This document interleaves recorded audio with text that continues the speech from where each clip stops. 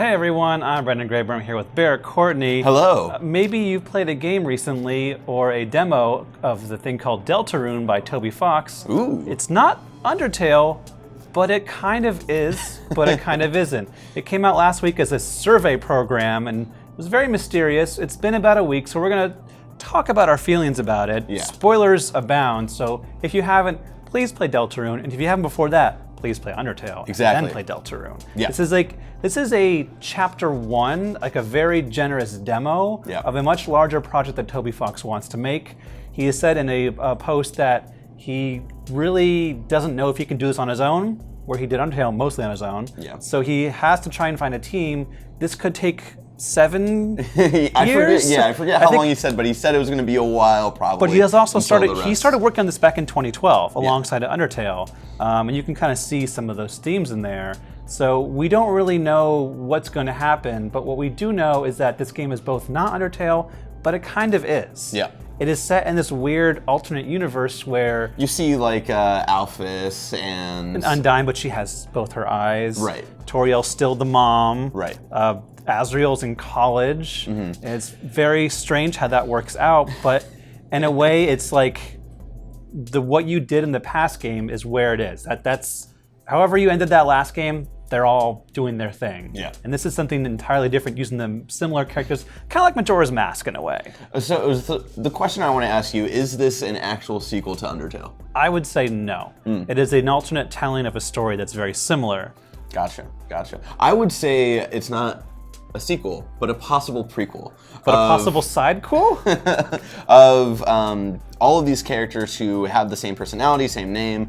This might be a weird timeline before any of the events of Undertale really happened. Again, it's a weird thing to try to connect. It's possible. Toby Fox makes it very vague enough on purpose. Yeah, so there's a lot of theories. And also the main character is Chris. You can't name him, unlike the other ones. Yeah. And they're very upfront by saying your choices don't matter in this one, where they very much did. But then they kind of do, because once you kind of set the callus off for Deltarune, you go with Susie, your bully, who becomes slightly a friend, and you go into the Dark World. And then the Dark World, things do sometimes matter, where you meet this not Azriel, but maybe kind of is Rasley. And he's like, hey, when you don't have to fight, much like Undertale, you can act and spare people or put them to sleep and pacify them. And there are a couple of things that do change if you don't want to fight. You can't kill, you can't genocide. If you fight people, just run away at the end, and that's that. But I noticed at the end of my fight with the boss of this chapter 1, Lancer, who was kind of an antagonist but friend, comes and says, hey, we got to get going. All the people you fought earlier are kind of mad and they want to come break at the door. So you better get going. And I talked to everybody and I made friends with everybody, and at the end I got to go back and say hi, goodbye to everyone, and they're all happy and whatnot. I was kind of jealous too. And that was definitely a good ending. But I wonder if like the message at the beginning of like nothing you do matters might be a warning for the entire project as a whole. That's true. So that's what I'm thinking. The last thing I want to talk to you about really quick is the very end, where Chris gets up in the middle of the night and creepily walks to the middle of the room, tears his own heart out, throws it into a cage, and then just pulls a knife out. Does the creepy smile, very similar to the original child in a possible playthrough of Undertale, where the and then the genocide ending. Yes.